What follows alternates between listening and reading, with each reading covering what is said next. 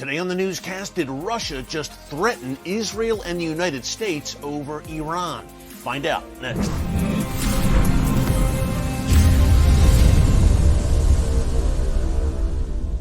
Hey folks, Eric Stakelbeck here. Welcome to the Watchman newscast. The U.S. Secretary of State Antony Blinken is in Israel this week, meeting with top Israeli officials, including Prime Minister Benjamin Netanyahu. It is Blinken's first visit to Israel since Netanyahu took office as Prime Minister once again last month, and his visit comes on the heels of a similar visit by CIA Director William Burns to Israel over the weekend. Now, some are pointing to these visits, the timing of these visits by top U.S. officials to Israel, because they come amid some major activity reportedly carried out by Israel against Iran. Now, we reported on yesterday's newscast about that drone strike that hit an Iranian weapons depot inside the city of Isfahan in central Iran. Iran is none too happy about that. Also, Israel reportedly striking an Iranian weapons convoy.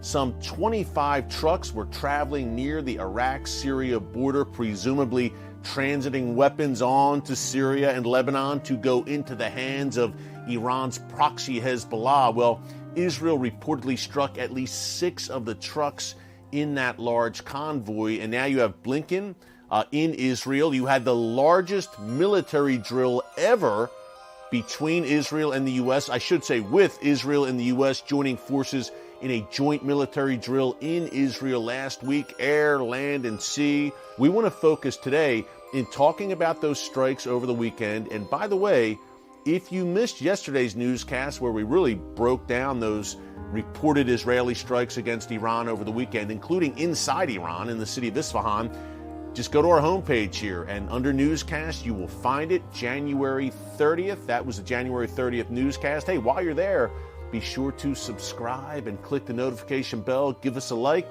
and you will get updates every time a new video is posted. Quick programming note, too. Tomorrow, February 1st, we will have a Watchman newscast live stream right here on the channel between 4 and 5 p.m. Eastern Time. Join us for a solid hour live and bring your questions for our Q&A session. It's going to be good. And one of the things we'll be breaking down, undoubtedly, is the continued unraveling of relations between Russia and Israel. As I mentioned at the top, that's what we really want to focus on today. Worth mentioning, of course, when top U.S. officials are in Israel. But what about Russia's response to these reported Israeli strikes over the weekend? Let's preface this by saying something we've been reporting on the newscast now for months. Russia and Iran are just coming closer to closer, seemingly on a daily basis. Cooperation really across all areas, economic, military, trade, that relationship is deepening.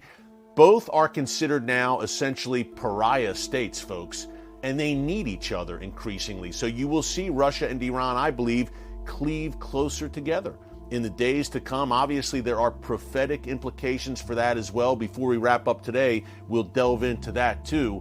But we have Iran supplying at least 2,000 attack drones to Russia that it's used on the battlefields of Ukraine. We have Iran also preparing, reportedly, to send ballistic missiles to the Russian military as well. So I've been saying here in the newscast, okay, Iran's not doing this out of the goodness of its heart, the Iranian regime. There's got to be a quid pro quo here, right? What does Iran get in return for all of this military assistance it's giving to Russia, also just defending Russia in international forums? Iran's got to be asking for something in return. Now, at the top of the list would be nuclear know-how and nuclear technology. Would Russia actually help Iran with its nuclear weapons program? Number 2, you have to think that the Iranian regime has asked Russia not only to condemn Israeli activity against Iran in places like Syria, but in Syria in particular, folks, you have to think that Iran is imploring Russia to put a stop to all Israeli activity in Syria. Remember, Russia has thousands of troops in Syria at Israel's doorstep right now, but it has stood aside as Israel has conducted out hundreds, if not close to 1,000, strikes of all kinds, mostly airstrikes, against Iranian and Hezbollah assets inside Syria under the noses of Russian troops who are aligned with Iran and Hezbollah in Syria. Russia has stood back. Israel has called it the deconfliction mechanism that it has with Russia. It was established under Benjamin Netanyahu in his last go-round as prime minister between 2009 and 2021. It still exists, where Russia, again, has looked the other way. Israel has had freedom of movement in Syria to strike at Iran consistently and very, very effectively. They've really made a dent in Iran's military and terror infrastructure in Syria.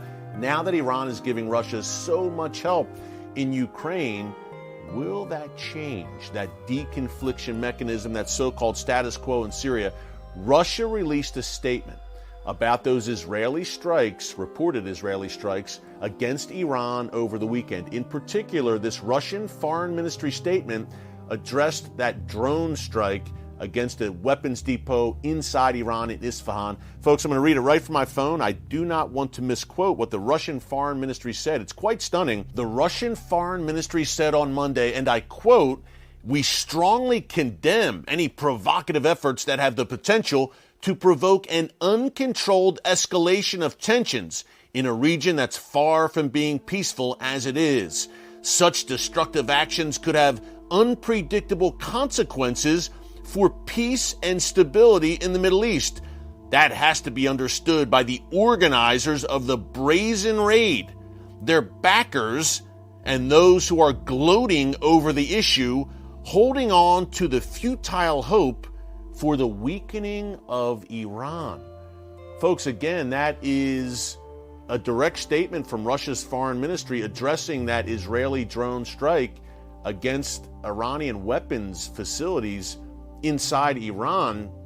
A few things here. Number one, just to unpack that before we go, basically jeopardizing peace and stability, not only in the Middle East and the world.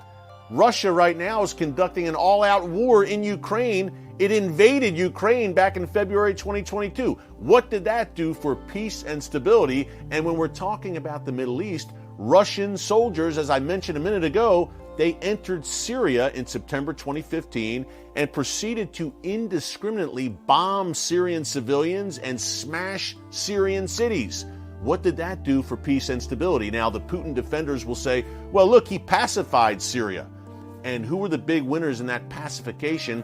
The Iranian regime and Hezbollah and Russia itself, of course, which is in Syria to stay. They're not going anywhere. Lastly, talking about the organizers of the raid and their backers, clearly a veiled reference to Israel, the organizers of the raid, and their backers, he must be referring to the United States, especially with Blinken in the country right now. Burns, the CIA director, was there as well. But the thing that really caught my attention was the last sentence, folks. Take a look at that again. The futile hope of weakening Iran? That sounds like a statement out of the office of Iran's supreme leader, Ayatollah Khamenei.